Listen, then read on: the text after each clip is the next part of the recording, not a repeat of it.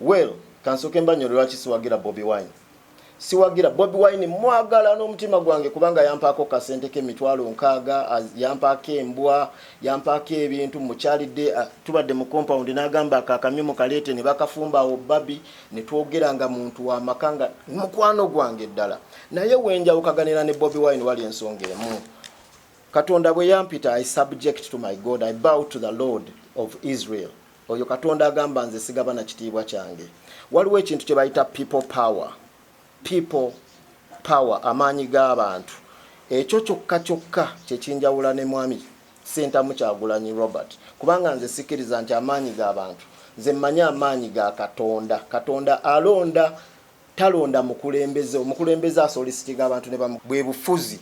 Omukulembeze akkirizibwa okutta n'okugolola. Agamba oyo akkiriza njabalaga ekyawandiikibwa. Bw'omukirizaamu n'omugondera akwagala era akusitula. Bw'omuwakanya ajjayo omukono omufuzi. Omufuzi n'omukulembeze bya njawulo. Museveni ajja akiddinganya ng'abagamba si saavanti wammwe, wabula ye mufuzi wammwe yajja kufuga. Era mufuzi si mukulembeze. Era omukulembeze talondebwa. Amini omukulembeze alondebwa naye omufuzi takola ki? Authority Katonda yagikuwa. Era sijja kulonda Museveni kubanga manyi Katonda yamuwa ye mukulembeze. Nawe chance tugenda mulonda. Omukulembeze talondebwa. Omukulembeze alondebwa naye Museveni nga bwe mbanyonyola. Akalulu tekamusalirawo. Akalulu tebamukuba mu kalulu. Musa yakubibwako akalulu mu ddungu Katonda nga muyise.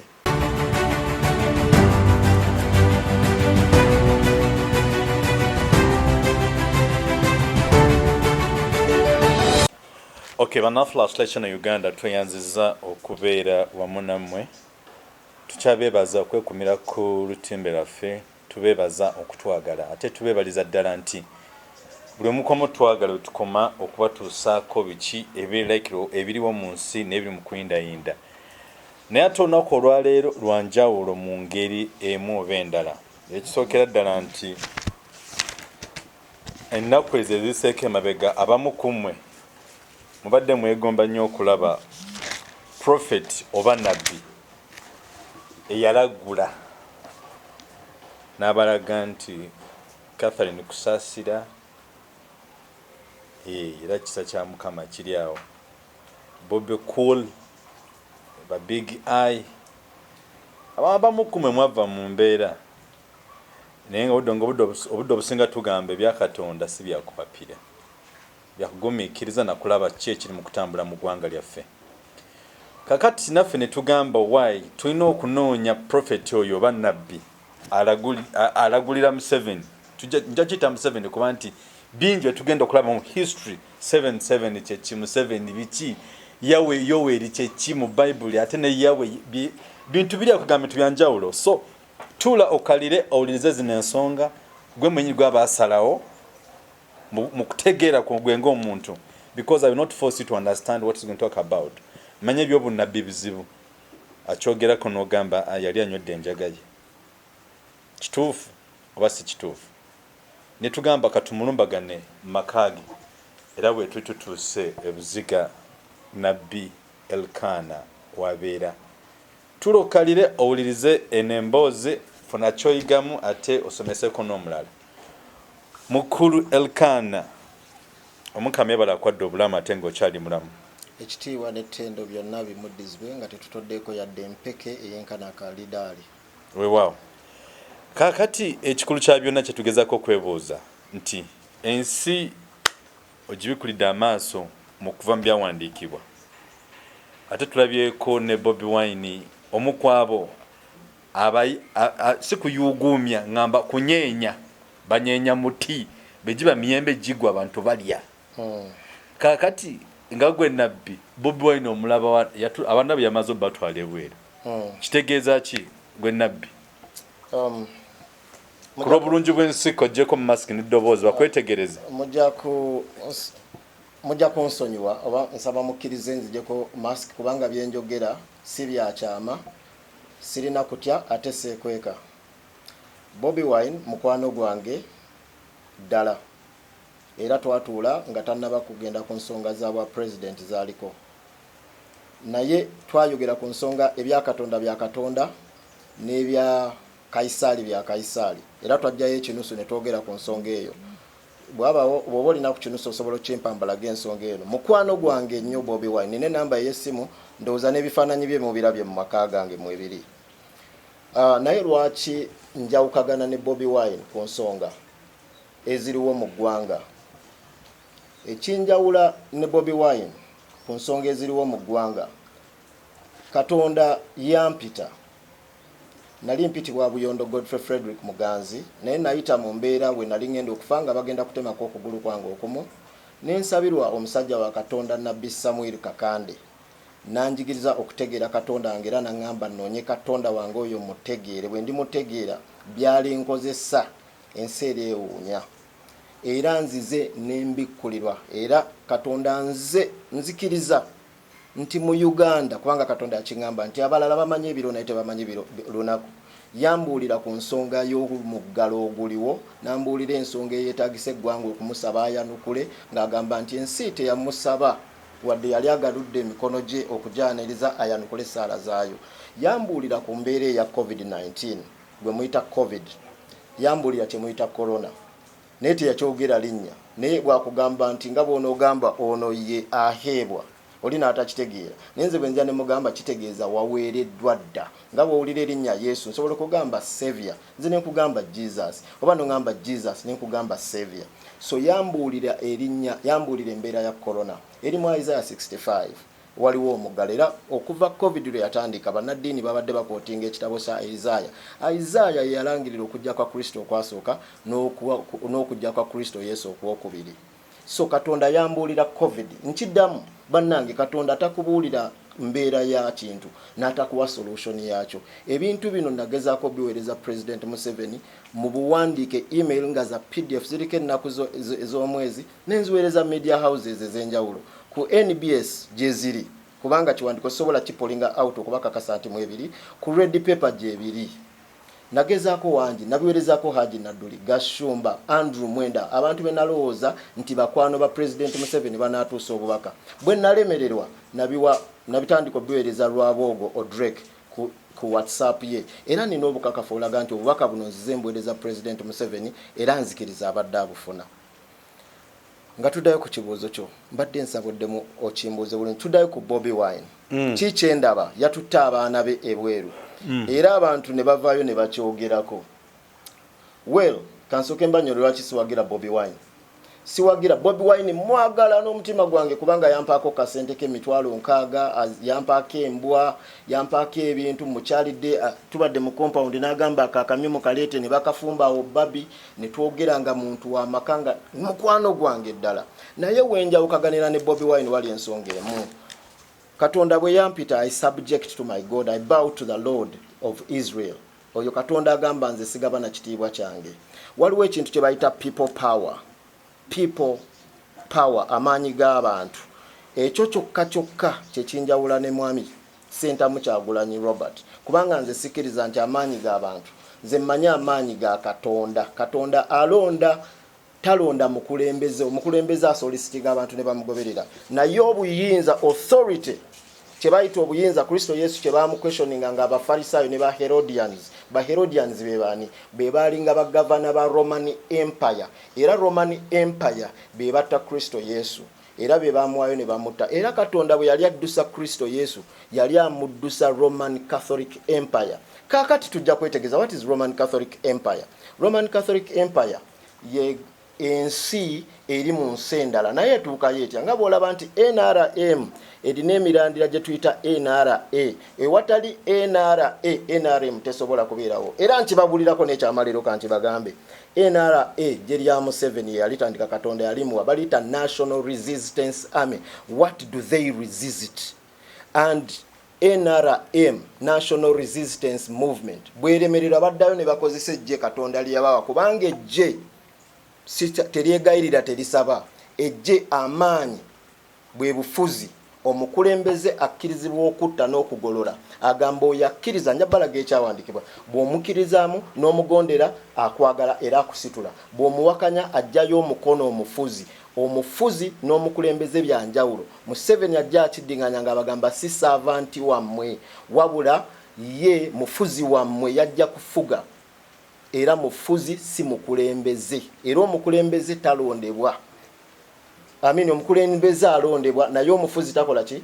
Authority Katonda yagikuwa. Era sijja kulonda Museveni kubanga manyi Katonda yamuwa ye mukulembeze. Nawe chance tugenda mulonda. Omukulembeze talondebwa. Omukulembeze alondebwa naye Museveni nga bwe mbanyonyola. Akalulu tekamusalirawo. Akalulu tebamukuba mu kalulu. Musa yakubibwako akalulu mu ddungu Katonda nga muyise. Nanti bulijjo manti bya Kaisale bino bya Museveni ate biri bya mu ddungu. Nanti Kaisale talinawo kyalinawo. Kaisale bajjayo kinusu kyembadde njagala singa olina ekinusu kijja kutukola bulungi. Kaisale kale tuyite kino ekinusu. Ku kinusu enesimu yange tuyite kino ekinusu. Era ngenda bogira ekintu kino kitwogerako kye kino ekiyaga Bobi Wine lwaki yatuta abaana kiva ku kinusu. Kale ekinusu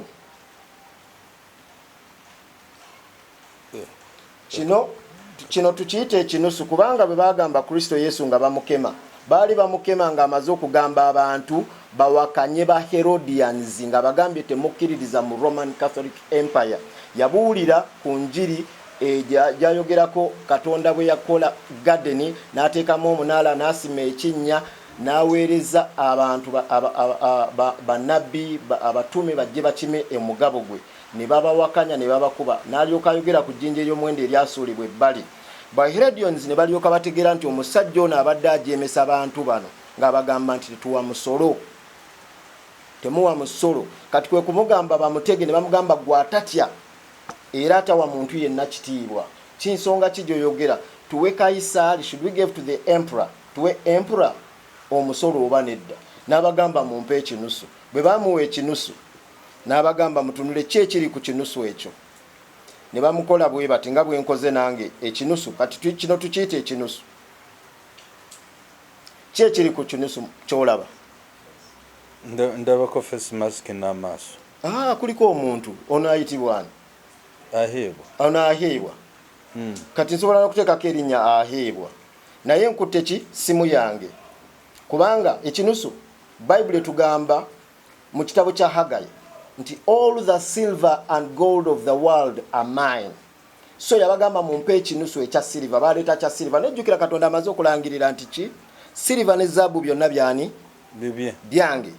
Kuliko ekifaananyi. Nabagamba mumpe kuliko ekifaananyi n'erinnya lya emperor Caesar. Caesar yali afugira Baroma. Ne Katonda mumuwe ekikye. Mujjukire nti zaabu ne silver byani? Bya Katonda. Enesimu yani? Iyo. Kuliko ekifaananyi kyani? Ekyange. Kati kampe aheebwa ekikye nange ensigaze ekyange.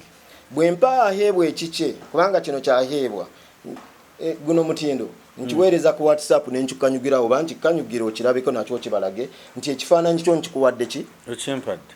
Silver asigaddewa? Asigadde mu iyo. Naye ate jjukira Katonda mutonzi.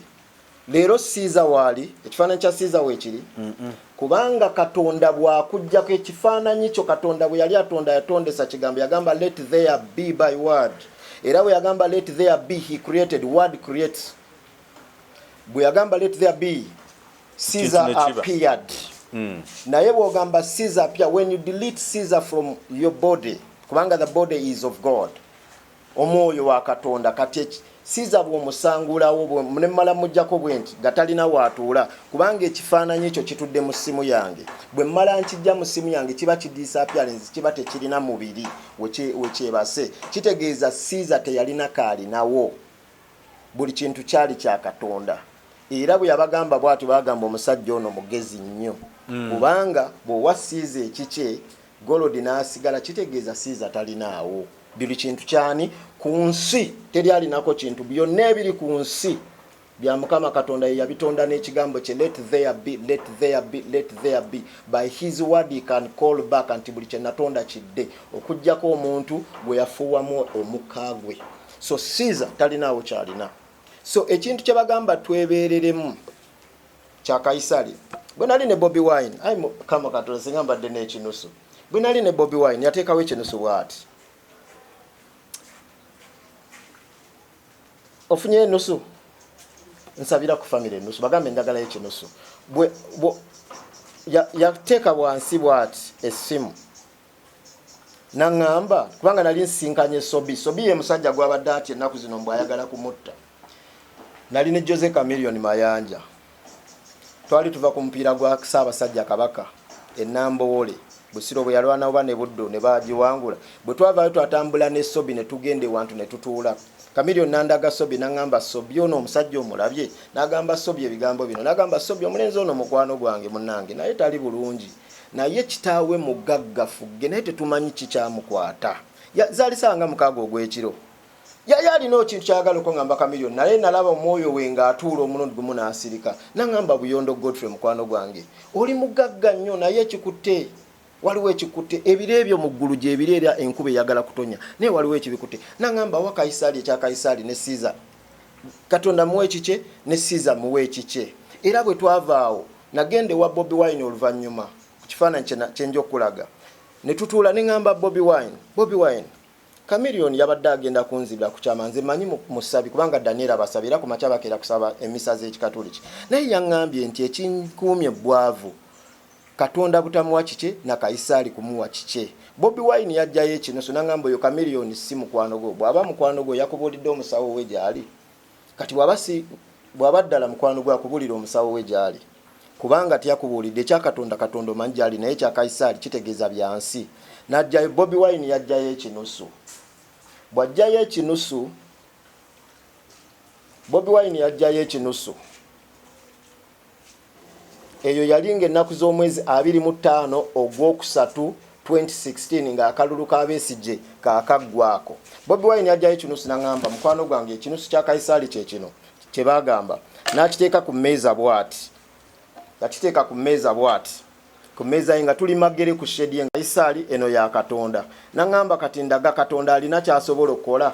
Nangamba kino ekinusu nkitadde wano. Can God move you? Kubanga ono Katonda ne mugamba tekitambudde ssebo. Nangamba ate katugezeeko Kaisali. Nakola bw'ati ekinusu. Nangamba oyo ye Kaisali. Kaisali akutambuza. Nangamba nedda. Nangamba kakati bosi wange njagala weebereremu. Nangamba ekinusu kino okiraba.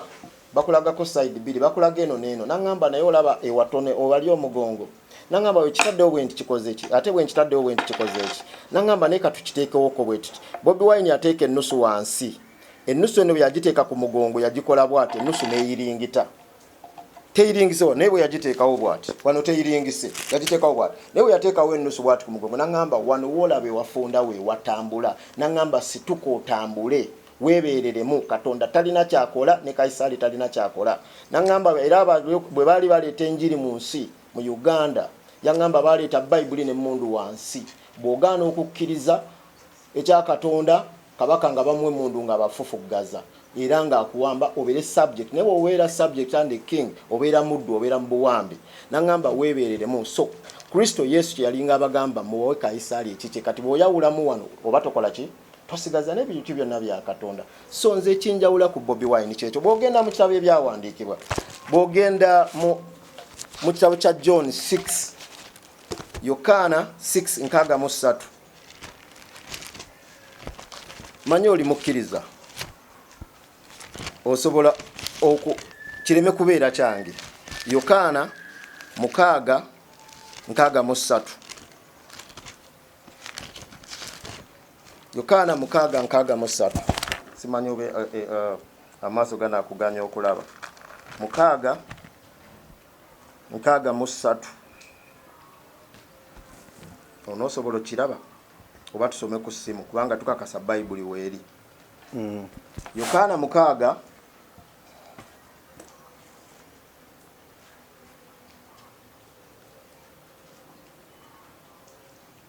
Yokaana John 6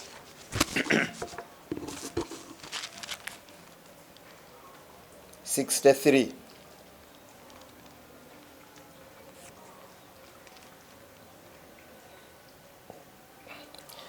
Yokaana 6:63 onosoma Oluganda oba onovunula. What gives life? Yokaana oba John kitegeeza ekisa. John 6 chapter 6 verse 63. It says, what gives life? ekiwa obulamu is God Katonda. Spirit ekiwa obulamu, let me read it for you. Kanti kusomero demo kikakasenti kyekyo kyennyini kyensoma tambula n'amaaso gange. What gives life is God's spirit. Ekiwa obulamu mwoyo wa Katonda.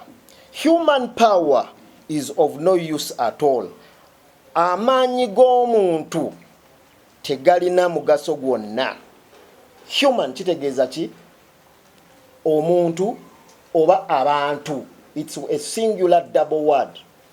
Because when you're saying double, humans, abantu, amaanyi g'omuntu, amaanyi g'abantu tegalina mugaso gwonna. The words I have spoken to you bring God's life-giving spirit. Yet some of you do not believe. Jesus knew from the very beginning who were the ones that would not believe and which one would betray him.